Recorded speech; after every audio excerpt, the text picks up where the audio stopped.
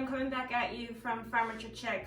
I'm going to start a new project, and I had some feedback that people seem to like these little videos, so I guess I'll keep doing them. So the next project that I'm working on is I'm just going to finish this table. So this, I think I am going to do some faux painting so that it looks like barn board. And for those that know me, turquoise and red are my favorite colors. So I'm going to stay away from the turquoise this time, but I did buy some more farmhouse red paint. And wait one second, I'll show you guys. Okay, so this is some of my favorite brands. This is Old Village. This color is actually Valley Forge Mustard. And this paint is like super ridiculously expensive. Like this little quart was almost $40.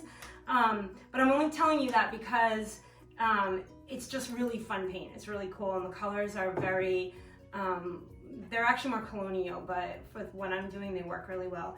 And then this other color is Farmhouse Red, and this is chalk paint. I won't get into all the ins and outs of chalk paint, but it's super fun to work with, and there are really fun colors on that too. So anyways, I'm going to use this paint, and I've got some tans and some browns. I'm pointing over here because that's where all my paint is.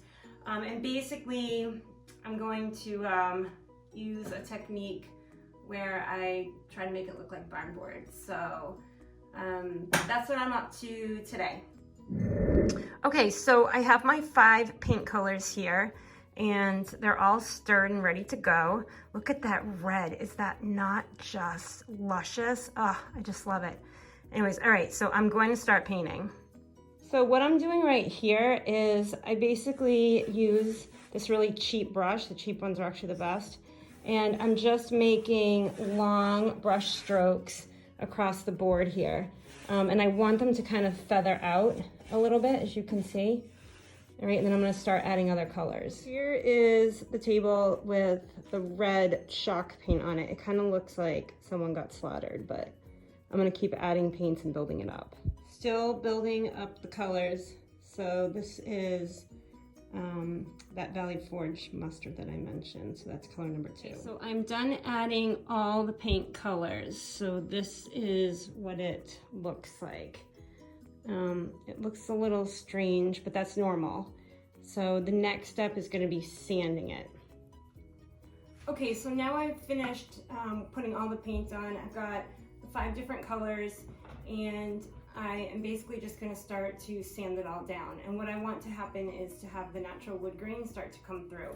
So I'm using my orbital sander with 80 grit paper.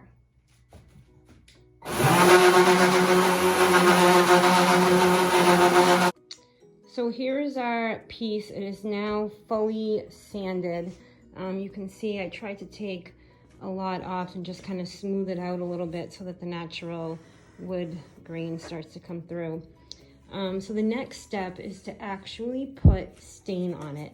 So I'm going to be using, this is Varathane, but sometimes I use Minwax, but this is Provincial Stain, which is, this is the color, and it is seriously probably the best color out there for staining. It's just a beautiful color, and it is really good for putting over paint. It's not too light and it's not too dark. So that is the next step. Let's see how it comes out. So I'm just finishing the top, and I'll show you what I'm doing.